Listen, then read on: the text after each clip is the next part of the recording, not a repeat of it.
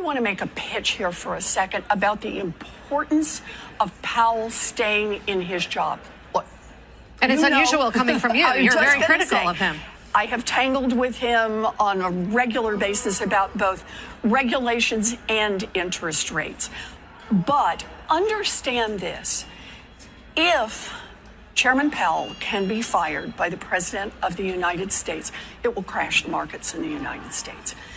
The infrastructure that keeps this stock market strong, and therefore a big part of our economy strong, and therefore a big part of the world economy strong, is the idea that the big pieces move independent of the politics, that somebody is making his, their, her best decisions economically and independently.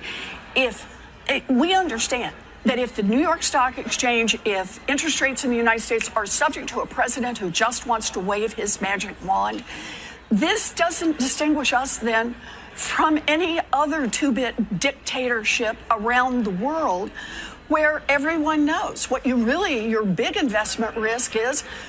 Will that dictator wake up in the morning and have a tummy ache and decide to cause this problem or favor that friend?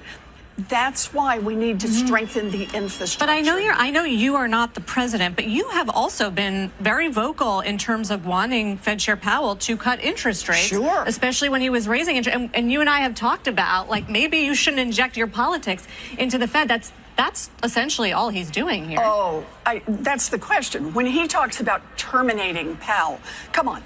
No, he said his termination cannot come soon enough. His term ends next year. You think he was saying term in? Look, I hope he was saying term in. I think what he's doing is testing the waters.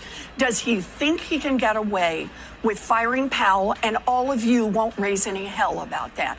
He's checking that out. And I'm just saying, for the strength of our country, I hope all of you are pushing back at this point.